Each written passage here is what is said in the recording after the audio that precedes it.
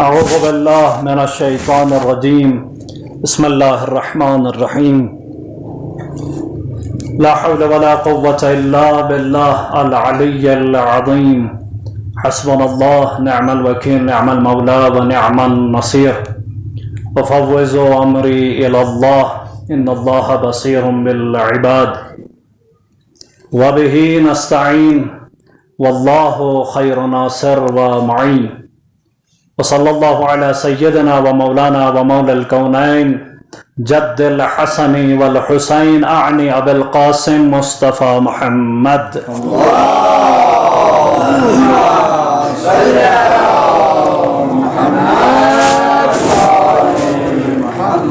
وعلى أهل بيته الطيبين الطاهرين المعصومين المظلومين واللعن على أعدائهم أجمعين من الآن إلى قيام يوم الدين. أما بعد، قال سبحانه وتعالى في محكم كتابه المجيد: أعوذ بالله من الشيطان الرجيم. يا أيها الذين آمنوا اتقوا الله وكونوا مع الصادقين. صلوات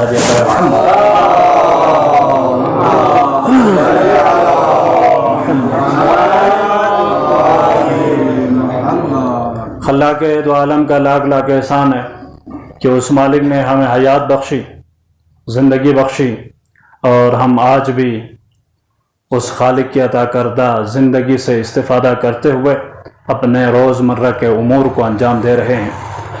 درود و سلام و خاندان عصمت و طہارت پر، جن کے صدقے سے اللہ نے میں اور آپ کے لیے یہ دنیا کی رنگینیاں عطا کی۔ عزیزان گرامی قدر، آپ سب مستحضر ہیں۔ ہم جس عنوان پر آپ کی خدمت میں زیب سخن ہے، وہ عنوان ٹھہرا اصلاح معاشرہ میں ائمہ طاہرین کا کردار، اور اس موضوع پر الحمدللہ 10 11 12 جلسے ہمارے گزر چکے۔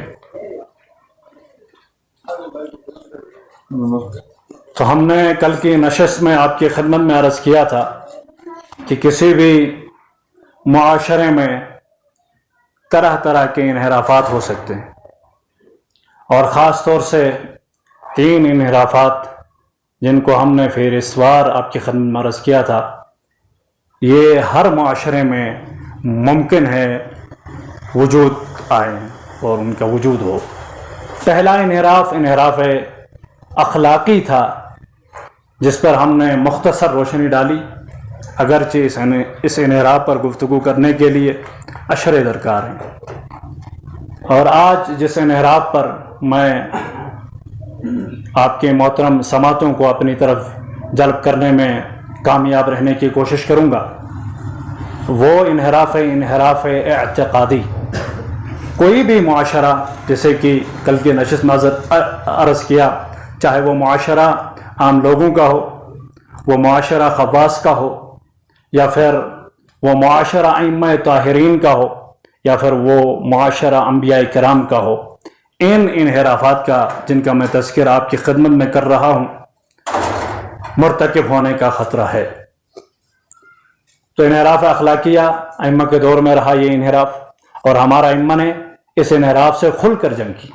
لسانی، کرداری، زبانی، گفتاری، تقریری، تمام طرح کے جو ممکن تھا، جو کر سکتے تھے، ہر طرح سے مقابلہ کیا۔ اور دوسرا جو انحراف ہے، انحراف اعتقادی، یہ انحراف بہت خطرناک ہے۔ اگر کسی انسان کا، یعنی یہ جو میں بار بار معاشرہ کہہ رہا ہوں، اس سے مراد سرزمین نہیں ہے۔ اگر میں کہوں بلدستان کا معاشرہ، تو بلدستان کی مٹی مراد نہیں ہے اس سے، یا بلدستان کے گھر مراد نہیں ہے، بلکہ انسان مراد ہے، اس میں رہنے والے لوگ مراد ہیں۔ تو اگر کسی کا عقیدہ خراب ہو جائے، کسی معاشرے میں بسنے والے لوگوں میں سے، یا اس معاشرے کے کافی بہت سارے افراد کا عقیدہ خراب ہو جائے، تو سمجھ لینا اس کی حیات کی اساس خراب ہو گئی، اس کی زندگی کی بنیاد خراب ہو گئی۔ عقیدہ انسانی حیات کی جڑ ہے، بنیاد ہے۔ جس طرح اگر کسی درخت کی جڑ خراب ہو جائے، تو یہ نوٹ کریں، یہ پریکٹیکل کریں۔ آج میں اس ممبر سے کہہ کے جا رہا ہوں، مولانا صاحب صحیح کہہ رہے تھے یا غلط؟ اگر کسی درخت کی جڑ خراب ہو جائے تو پھر اس درخت کا میوہ بھی خراب ہو جاتا ہے۔ وہ ذائقہ دار اور مفید فائدہ مند جو دوسروں کے لیے نفع بخش ہو وہ میوہ وہ درخت دیتی نہیں۔ عقیدہ دین کا اور انسان کی حیات کا بنیادی رکن ہے، جڑ ہے، اساس ہے۔ اگر کسی کا عقیدہ خراب ہو جائے تو پھر وہ معاشرہ تباہی اور بربادی کی طرف جاتا ہے اور وہ انسان برباد ہو جاتا ہے حیات میں۔ امام باقر صلوات اللہ وسلامہ علیہ صلوات بھیجیں گے محمد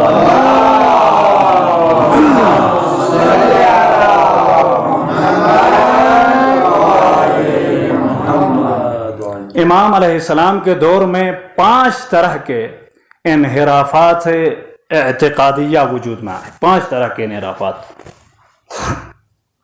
ان میں سے سب کو تو ذکر کرنے سے رہا، انشاءاللہ پھر اس بار بیان کروں گا۔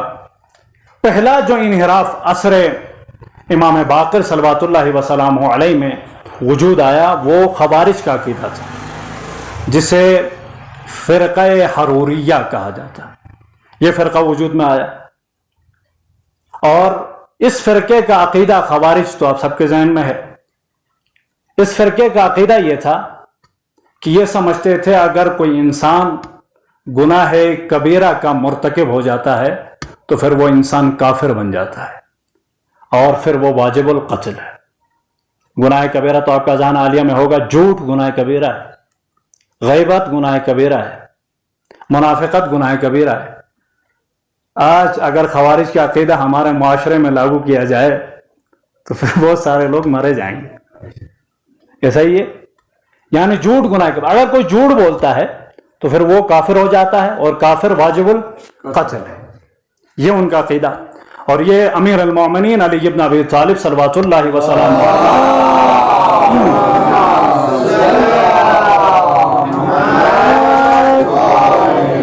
کے بارے میں کفر کا نعوذ باللہ نقل کفر نواشت نقل قول کر رہا ہوں، کفر کا عقیدہ رکھتے تھے، کہتے تھے علی کافر ہے اور لہذا علی واجب القتل ہے۔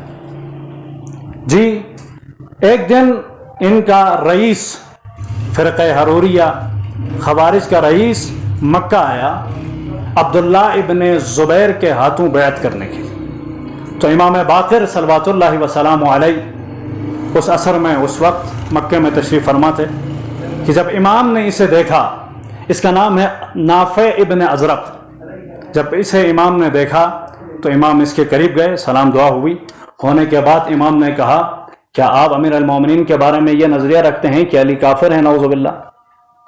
تو کہنے لگا جی ہمارا نظریہ ہے کہ علی کافر ہیں۔ اور یہ خوارج جو ہیں شیعوں کے فرقے کے اندر سے بنے، بہت سارے فرقے وجود میں آئے، انشاءاللہ میں تذکرہ کروں گا۔ کہا جی ہم علی کو کافر سمجھتے ہیں، بے جھجک بڑی جرات کے ساتھ کہنے لگا ہم علی کو کافر سمجھتے ہیں۔ تو امام علیہ السلام نے پلٹ کے سوال کیا علی کو کافر سمجھنے کی وجہ کیا ہے، علت کیا ہے، فلسفہ کیا ہے، منطق کیا ہے، کیوں علی کو کافر سمجھتے ہو؟ تو یہ کہنے لگا علی نے حکمیت کو قبول کیا ہے۔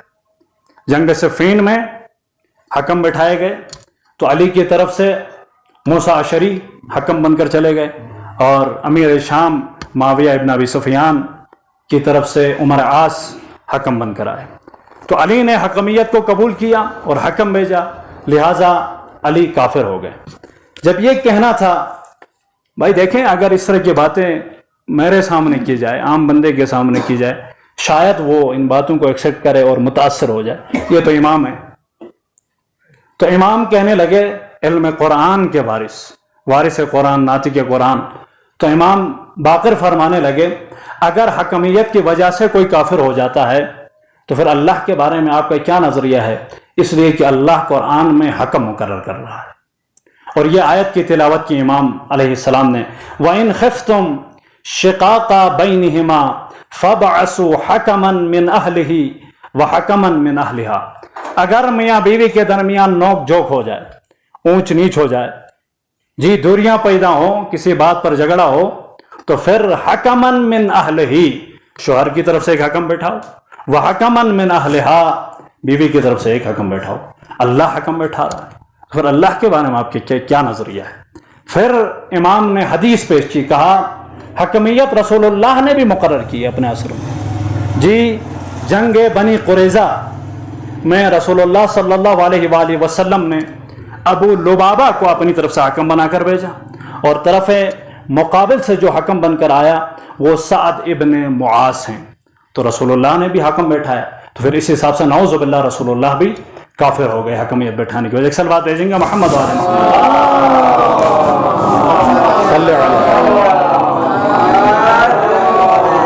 جی۔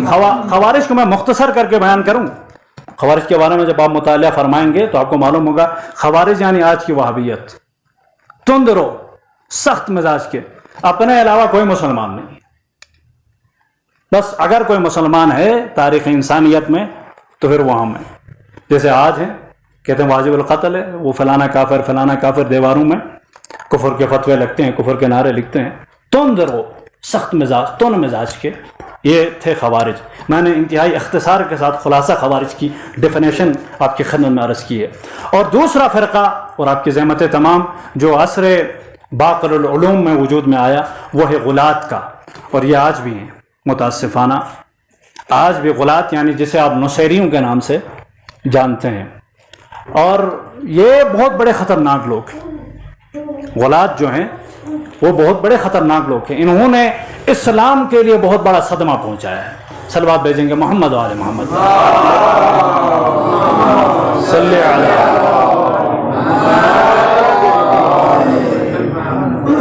یہ کہتے ہیں، ان کا عقیدہ یہ ہے کہ امام خدا ہوتا ہے، یعنی نعوذ باللہ نعوذ باللہ، مولا علی کے بارے میں یہ خدائی کا دعویٰ کرتے ہیں، علی خدا ہے۔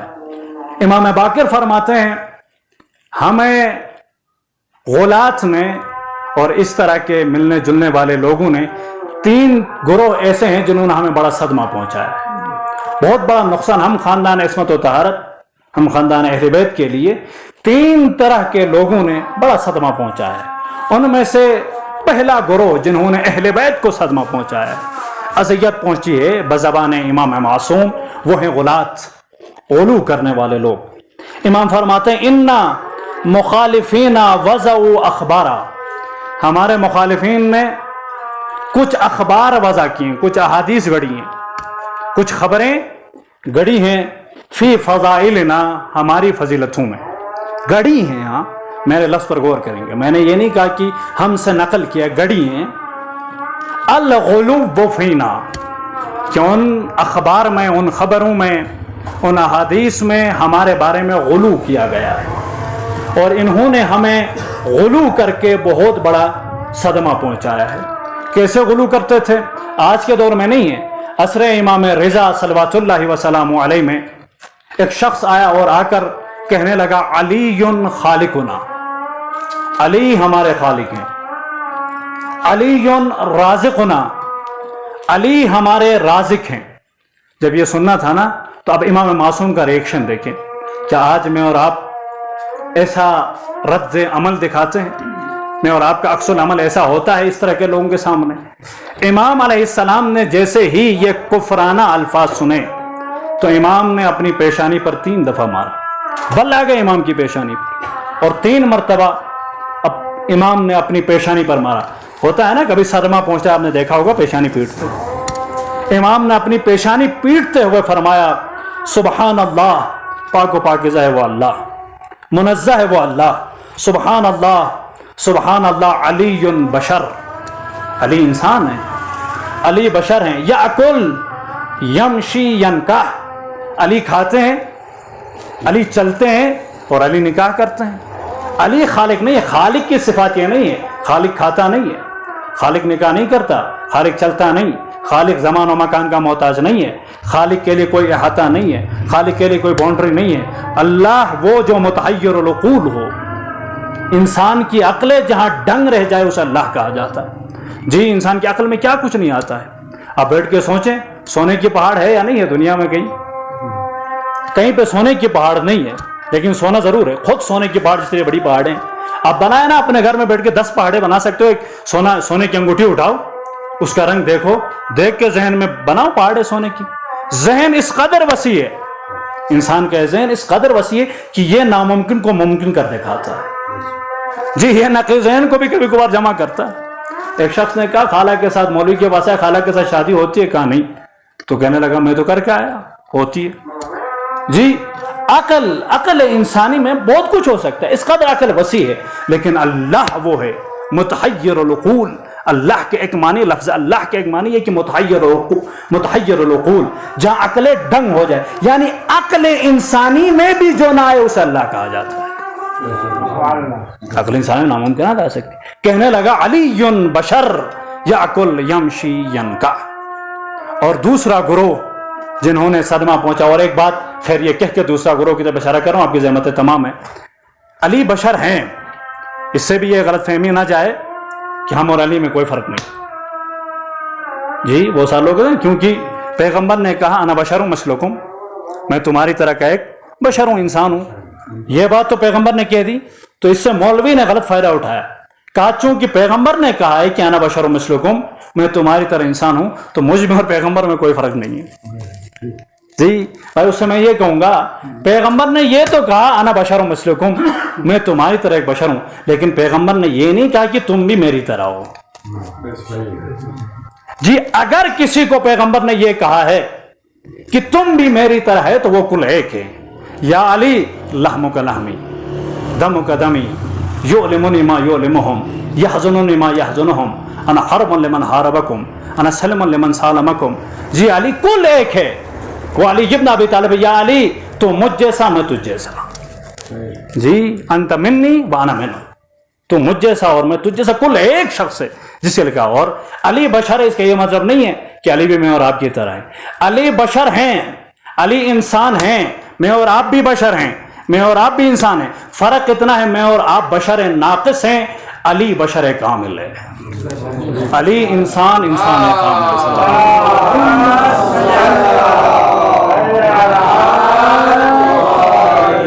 علی انسان کامل ضرور ہے, لیکن علی خدا نہیں ہے. علی کبھی خدا نہیں ہو سکتا. دوسرا گروہ جس نے امام باقر فرماتا ہمیں صدمہ پہنچا, یہ بات کوٹ کر رہا ہوں اور آپ کی زحمتیں تمام ان کے اختصار کے ساتھ, فرمایا التقصیر فی امرنا. کچھ لوگ ہیں جنہوں نے ہم اہل بیت کو ہمارے مقام سے گٹا دیا ہے اور ہمیں اپنے مقام سے گرا کر ہمیں صدمہ پہنچایا. کچھ نے ہمیں بڑھا کر ہمیں صدمہ پہنچایا, اور کچھ نے ہمیں اپنے مقام سے وضع الشیء فی محلہ, اسے عدالت کہا جاتا ہے. عدالت کی ڈیفینیشن وضع الشیء فی محلہ, ہر چیز کو اس کی جگہ میں رکھنا. جوتوں کی جگہ پیر ہیں تو جوتے پیروں میں ہونے چاہیے, سر پہ نہیں. ٹوپی کی جگہ سر ہے تو اسے سر میں ہونا چاہیے, پیروں پہ نہیں. وضع الشیء فی, ہر چیز کو اس کی جگہ میں رکھنا. مولوی کی جگہ آگے ہے تو آگے بیٹھے گا, مامون کی جگہ پیچھے ہے تو پیچھے بیٹھے گا. یہ عدالت ہے. اور ائمہ کے ساتھ, اہل بیت کے ساتھ دنیا نے عدالت سے کام نہیں لیا. کبھی انہیں اٹھا کر اللہ بنا دیا, تو کبھی انہیں گرا کر اپنے آپ سے بھی نیچے گرا دیا. کیسے گرا دیا؟ آخری بات کر رہا ہوں, آپ کی زحمتیں تمام ہیں. ایک شخص ہے جس کا نام ہے ابو سخرہ, اس نے امام صادق کے بارے میں کتاب لکھی. جی کیسے گرایا اہل بیت کو؟ امام صادق کے بارے میں کتاب لکھ کر اس نے شناختی کارڈ کے معلومات لکھے. نام یہ ہے, ولدیت یہ ہے, اتنے بچے ہیں اور فلانا فلانا کا شاگرد ہے. نہیں پہنچی میری بات. امام صادق کے بارے میں کہتے ہیں امام صادق فلاں فلاں کا شاگرد ہے. کون ہے مائے کا لال جو امام صادق علیہ السلام کے لیے درس دے؟ امام صادق کو پڑھائے. امام صادق کا کل ایک استاد ہے, یا کل دو اساتذہ کہہ سکتے ہیں. امام صادق اگر کسی کا شاگرد ہے تو یا امام باقر کا شاگرد ہے یا اللہ کا شاگرد. اور یہ شخص 4 بندوں کا نام لکھتا ہے, لکھ کے کہتے ہیں امام صادق فلاں فلاں کا شاگرد. یہ ہے اہل بیت کو ان کے مقام سے گرا دینا, نیچے لے کے. تو ان لوگوں نے ہمیں اپنے مقام سے گرا کر صدمہ پہنچا. ایک اور گروہ تھا, وقت آ گیا, انشاءاللہ کل ہم یہاں سے آگے ادامہ دیں گے. اللہ کے دو عالم کی بارگاہ میں 10 دعا ہے. خداوندہ ہماری اس قلیل عبارت کو اپنی بارگاہ میں قبول فرما. خداوندہ ہمارے پڑھنے اور ہمارے سامعین کے سننے کو بطور عبادت قبول فرما. خداوندہ ہمارے گناہان کبائر و صغائر کو معاف فرما. خداوندہ اس جم میں, اس مجموعے میں اپنی رحمتیں اور برکتیں نازل فرما. خداوندہ تمام مریض و مریضہ کو شفائے کاملہ و عاجلہ عطا فرما. خداوندہ تمام مقروضین کے قرض کو غیب سے ادا فرما. خداوندہ تمام پریشان حال مومنین و مومنات کی پریشانیوں کو دور فرما. خداوندہ ہمارے مرحومین کو، تمام مرحومین کو غریق کے رحمت فرما۔ خداوندہ ہماری سب سے بڑی حاجت امام زمانہ کے ظہور میں تعجیل فرما، ہمیں ان کے خاص اعوان و انصار میں سے قرار دے۔ اللہم عجل لولیک الفرج والعافیۃ والناس، اللہم احفظ قائدنا الخامنائی